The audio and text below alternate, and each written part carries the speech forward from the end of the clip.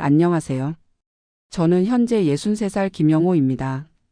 2년 전까지 생명보험회사에서 영업부장으로 일했죠. 27년간 한 회사에서만 근무하다 퇴직했습니다. 제 인생에서 가장 후회되는 결정이 있다면 아마도 퇴직금 전부를 들고 제주도로 이주했던 일일 겁니다. 그리고 겨우 1년 만에 다시 서울로 돌아올 수밖에 없었던 그 시간들이죠. 오늘은 제 실패한 제주도 정착기를 솔직하게 들려드리려 합니다. 제가 보험회사에서 일할 때는 정말 바빴어요. 출근은 아침 8시였지만 퇴근은 거의 밤 9시나 10시가 기본이었죠. 주말에도 고객 미팅이 잡히는 날이 많았고요. 그래도 성과는 꽤 좋은 편이었습니다. 영업부장으로 승진하면서 연봉도 450만 원 정도로 올랐고요. 회사 생활 자체는 만족스러웠지만 그만큼 스트레스도 컸습니다. 밤마다 가슴이 두근거리고 숨이 가빠지는 증상이 자주 있었어요. 병원에서는 스트레스성 심장 질환이라고 했죠. 아내는 제가 좀 쉬어야 한다고 계속 말했습니다. 영호 씨 이러다 큰일 나요. 직장 생활도 중요하지만 건강이 먼저예요. 그때는 그저 지나가는 말로 들었죠. 하지만 어느 날 회사에서 갑자기 가슴이 조여오면서 숨을 쉴 수가 없었어요. 동료들이 급히 병원으로 데려갔고 결국 과로로 인한 심장 발작 증세였습니다. 의사는 심각한 표정으로 말했어요. 이대로 계속 일하시면 다음에는 더 심각한 상황이 올 수 있습니다. 일단 업무량을 줄이시거나 환경 변화가 필요합니다. 그 일을 계기로 저와 아내는 많은 대화를 나눴습니다. 아이들은 이미 다 성장해서 독립했고 우리 부부만의 시간이 남아 있었죠. 아내도 중학교 영어 강사로 오래 일했지만 이제는 그만두고 싶다고 했습니다. 그러던 중 우연히 TV에서 제주도로 이주한 부부들의 행복한 모습을 보게 됐어요. 깨끗한 공기와 여유로운 생활 모습이 정말 부러웠습니다. 그날 밤 아내와 진지한 대화를 나눴어요. 여보, 우리도 제주도로 가볼까? 아내도 생각해보고 있었는지 금세 동의했습니다. 나도 그 생각했어요. 영호 씨 건강도 좋아질 것 같고 우리 둘이서 여유롭게 살 수 있을 것 같아요. 그렇게 결정은 빠르게 이루어졌습니다. 회사에 사직서를 냈고 모든 동료들이 놀랐죠. 부장님 갑자기 왜 그러세요? 건강도 안 좋으신데 조금만 더 버티시다가 정년 퇴직하시는 게 어떨까요? 하지만 제 마음은 이미 정해져 있었습니다. 퇴직 절차를 밟으면서 퇴직금과 퇴직연금을 계산해 보니 합쳐서 2억 8천만 원 정도였어요. 국민연금은 27년 납부했으니 약 매월 120만 원 정도 받을 수 있었고요. 아내도 10년간 일했으니 국민연금으로 매월 약 55만 원 정도 받을 수 있었습니다. 둘을 합치면 매월 175만 원의 연금 수입이 있으니 제주도에서 살기에는 충분하다고 생각했어요. 게다가 서울 아파트를 팔면 더 여유가 생길 터였죠. 하지만 아이들이 반대했습니다. 큰아들은 제 건강을 걱정하면서도 너무 급하게 결정하는 것 아니냐고 했어요. 아버지 구리 퇴직금을 다 쓰시면서까지 이사하실 필요가 있으세요? 서울 집은 그대로 두시고 제주도에 전세라도 구해보시는 게 어떨까요? 작은 딸도 비슷한 생각이었습니다. 아빠, 제주도가 관광지로는 좋지만 실제 생활하기에는 불편한 점이 많대요. 최소한 6개월 정도는 임시로 살아보시고 결정하시는 게 좋을 것 같아요. 하지만 저희 부부는 이미 마음이 단단히 먹은 상태였어요. 아이들의 충고를 무시한 채 서울 강동구에 있던 아파트를 7억 5천만 원에 팔았습니다. 그리고 제주시 애월읍에 있는 단독주택을 5억 3천만 원에 구입했죠. 집은 바다가 보이는 전망의 정원도 있는 예쁜 집이었어요. 매물을 보러 갔을 때는 너무 마음에 들었습니다. 여보, 여기서 텃밭도 가꾸고 바다도 보면서 여유롭게 살면 얼마나 좋을까요? 아내도 행복한 표정으로 고개를 끄덕였어요. 그렇게 서울 생활을 정리하고 제주도로 이사했습니다. 처음 한 2달은 정말 행복했어요. 매일 아침 바다를 보며 산책하고 텃밭에 상추와 고추를 심었죠. 동네 주민들도 친절했고 이웃들과도 금방 친해졌습니다. 근처에 사는 박 선생이라는 분은 60대 후반의 퇴직 교장 선생님이셨는데 저희보다 3년 먼저 제주도로 이주하셨다고 했어요. 김 부장 부부가 이사 온다고 해서 기다렸다네. 우리 같은 이주민들끼리 서로 도우며 살아야지. 박 선생 부부와는 일주일에 2-3번씩 함께 식사하거나 차를 마시며 시간을 보냈어요. 퇴직 생활에 대한 조언도 많이 들었죠. 하지만 시간이 지나면서 조금씩 현실적인 문제들이 나타나기 시작했습니다. 우선 교통이 정말 불편했어요. 서울에서는 지하철이나 버스를 타고 어디든 쉽게 갈 수 있었는데 제주도는 대중교통이 너무 부족했죠. 버스는 1시간에 한 대 정도였고 택시는 잡기도 어려웠습니다. 결국 차가 없으면 생활이 거의 불가능했어요. 저희는 서울에서 차를 가져왔지만 나이가 들수록 운전하는 것도 부담스러웠습니다. 특히 비가 오는 날이나 밤에는 운전하기가 무서웠어요.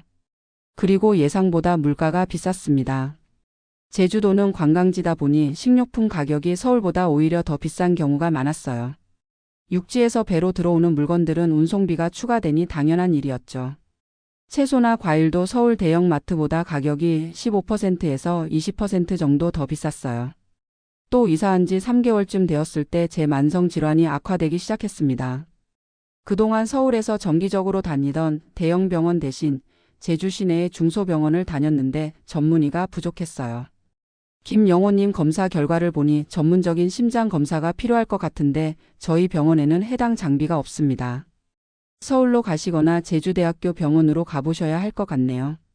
결국 심장 질환 치료를 위해 한 달에 한 번씩 서울로 가야 했습니다. 비행기표 값과 서울에서의 숙박비를 계산하니 매번 출장마다 50만 원 정도의 비용이 들었어요. 그리고 한 가지 더 예상치 못한 문제가 있었습니다. 바로 외로움이었어요. 서울에 있을 때는 30년 가까이 함께 일했던 직장 동료들 그리고 아이들과 손주들이 가까이 있었죠. 하지만 제주도에서는 새로 사귄 몇몇 이웃 외에는 교류할 사람이 거의 없었어요. 특히 아내는 서울에서 영어 강사로 일하며 사람들과 소통하는 걸 좋아했는데 제주도에서는 그런 기회가 많지 않았죠. 처음에는 텃밭 가꾸기와 새로운 환경에 대한 호기심으로 괜찮았지만 시간이 지나면서 점점 무료함을 느끼기 시작했습니다. 여보, 나 오늘도 할 일이 없네요. 텃밭 일은 아침에 다 끝났고 박 선생네도 부산에 손주 보러 갔대요. 저도 비슷한 감정이었어요. 퇴직 후 갑자기 찾아온 시간적 여유를 어떻게 활용해야 할지 막막했습니다. 서울에서는 바쁘다는 핑계로 미루어 두었던 취미생활을 해볼까 생각했지만 막상 제주도에서는 그런 취미활동을 할 만한 곳이 많지 않았어요. 가끔 제주 시내에 있는 문화센터에 가보기도 했지만 대부분 오전 시간대 수업이었고 교통 불편으로 정기적으로 다니기도 어려웠죠. 가장 큰 어려움은 겨울이 찾아왔을 때였습니다. 제주도는 한겨울에 생각보다 춥고 바람이 정말 강했어요. 사실 제주도 바람은 유명하잖아요. 하지만 막상 살아보니 그 바람이 얼마나 강한지 실감하게 됐죠. 특히 저희가 산 집은 바다 쪽에 위치해 있어서 더 바람이 세게 불었습니다. 집이 춥고 당초 예상했던 난방비보다 훨씬 많은 비용이 나왔어요. 단독주택이다 보니 아파트보다 단열이 잘 안 되는 것도 있었고요. 한겨울에는 월 난방비가 60만 원까지 나오기도 했습니다. 그런데 여기서 또 다른 문제가 터졌어요. 이사한 지 8개월쯤 되었을 때 저희 집 지붕에서 누수가 발생했습니다. 비가 오는 날이면 거실 천장에서 물이 뚝뚝 떨어졌어요. 부동산 중개인에게 연락했더니 집 주인에게 문의해 보겠다고 했죠. 근데 이게 웬일인가요? 알고 보니 저희가 산 집은 불법 증축 부분이 있었고 그 부분에서 누수가 발생한 거였어요. 법적으로 증축 허가를 받지 않은 상태라 보험 처리도 어렵다고 했습니다. 수리 비용을 견적 내보니 약 800만 원 정도 나왔어요. 게다가 제주도는 기술자를 구하기도 어려워서 수리 일정도 한 달 이상 기다려야 했죠. 이런 문제들이 하나둘씩 쌓이면서 제주도 생활에 대한 회의감이 들기 시작했습니다. 결정적인 사건은 아내가 넘어져서 다리를 다쳤을 때였어요. 비 오는 날 마당에서 미끄러져 발목을 삐었는데 제주 시내 병원에서 검사해보니 인대가 파열되었다고 했습니다. 수술이 필요했지만 수술 후 재활치료가 더 중요하다고 했어요. 하지만 저희 집 근처에는 제대로 된 재활병원이 없었고 매일 병원을 오가기도 어려웠죠. 아내는 결국 서울에 있는 큰딸 집에서 치료받기로 했어요. 여보, 미안해요. 내가 서울에 3달 정도 있으면서 치료받을게요. 딸이 도와준대요. 그렇게 아내는 서울로 올라갔고 저는 혼자 제주도에 남게 되었습니다. 혼자 지내는 동안 저는 정말 많은 생각을 했어요. 과연 이렇게 계속 살아도 될까? 만약 내가 갑자기 아프면 어떻게 하지? 아내가 없는 동안 집안일하고 식사 준비하는 게 생각보다 너무 힘들었어요. 특히 밤에 혼자 있을 때면 외로움이 정말 크게 다가왔습니다.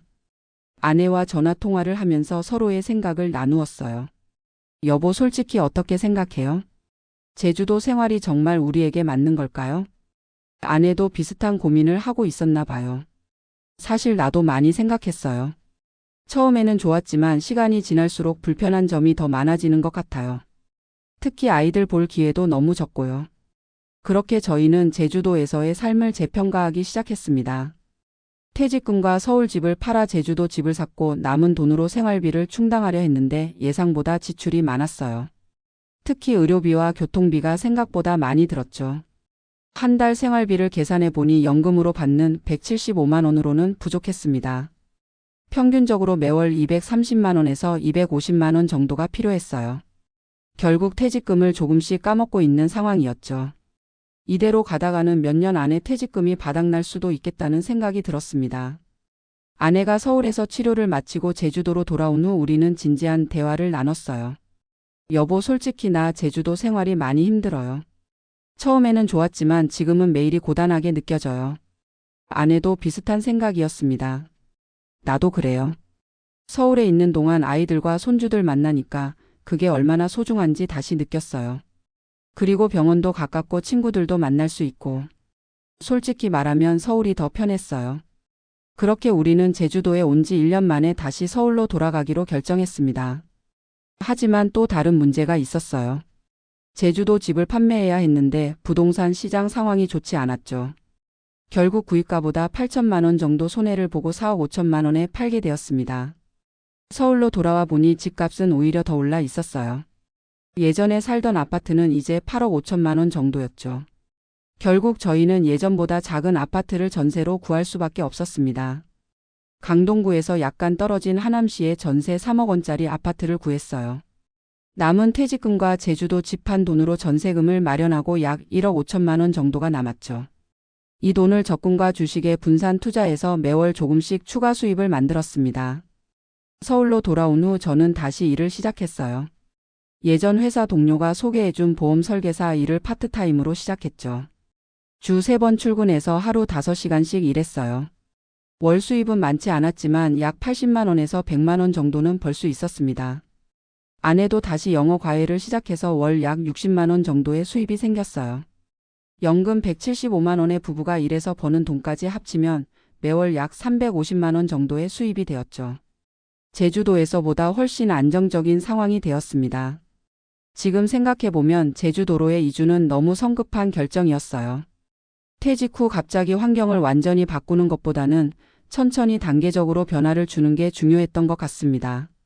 아들이 조언했던 것처럼 먼저 단기 임대로 살아보면 좋았을 텐데 그때는 그 말이 귀에 들어오지 않았어요. 요즘은 서울 생활에 다시 적응하며 나름의 은퇴 생활을 즐기고 있습니다. 일주일에 2~3번은 일하고 나머지 시간에는 취미 생활을 합니다. 제가 좋아하는 등산도 다시 시작했고 문화센터에서 기타도 배우고 있어요. 아내도 동네 주민센터에서 요가 수업을 듣고 있습니다. 무엇보다 좋은 건 아이들과 손주들을 자주 볼 수 있다는 거예요. 큰아들네 가족은 한 달에 2번 정도 저희 집에 와서 함께 식사를 하고 작은 딸은 일주일에 1번씩 저희를 찾아옵니다. 손주들을 볼 때마다 정말 행복해요. 사실 제주도에 있을 때는 손주들이 보고 싶어서 많이 울기도 했거든요. 제 경험을 통해 깨달은 것이 있다면 은퇴 후 삶을 계획할 때는 다음 몇 가지를 꼭 고려해야 한다는 겁니다. 첫째, 의료 접근성입니다. 나이가 들수록 병원은 가까이 있어야 해요. 도시에는 큰 병원이 많고 의료시설이 잘 갖춰져 있죠. 둘째, 교통의 편리함이에요. 차가 없어도 생활할 수 있는 환경이 중요합니다. 언젠가는 운전을 못하게 될 테니까요. 셋째, 인간관계의 중요성이에요. 오랜 친구들, 가족들과의 관계는 나이 들수록 더 소중해집니다. 새로운 곳에서 새 인연을 맺는 것은 생각보다 어려운 일이에요. 넷째, 경제적인 계획을 철저히 세워야 합니다. 퇴직금과 연금만으로는 안정적인 노후를 보내기 어려울 수 있어요. 소득을 창출할 수 있는 일을 찾는 것도 중요하죠. 지금은 서울에서 안정된 생활을 하고 있지만 가끔은 제주도의 아름다운 풍경이 그립기도 합니다. 하지만 영구적으로 살기보다는 여행으로 가는 게 더 맞는 것 같아요. 실제로 작년에는 아내와 함께 제주도로 일주일 휴가를 다녀왔어요. 관광객으로 가니 정말 좋더라고요. 바다도 보고 맛있는 음식도 먹고 편안하게 쉬다가 왔습니다. 살 때는 몰랐던 제주도의 매력을 오히려 여행객으로 갔을 때 더 느낄 수 있었어요. 이제와 생각해보면 제가 꿈꿨던 제주도 생활은 현실이 아닌 로망이었던 것 같아요. TV에서 보여주는 아름다운 모습만 보고 현실적인 어려움은 고려하지 않았죠. 모든 선택에는 장단점이 있습니다. 제 경험이 은퇴를 계획하시는 분들에게 조금이나마 도움이 되었으면 좋겠어요. 무작정 시골이나 섬으로 가는 것보다는 현실적인 조건들을 꼼꼼히 따져보고 결정하셨으면 합니다. 그리고 가장 중요한 것은 급하게 결정하지 말고 천천히 단계적으로 변화를 주는 거예요. 단기 임대를 통해 먼저 살아보고 결정하는 게 현명한 방법이라고 생각합니다. 은퇴는 인생의 끝이 아니라 새로운 시작이잖아요. 더 행복하고 의미 있는 삶을 위한 선택이 되었으면 좋겠습니다. 저의 실패한 제주도 이주 이야기가 여러분에게 도움이 되었기를 바랍니다. 감사합니다.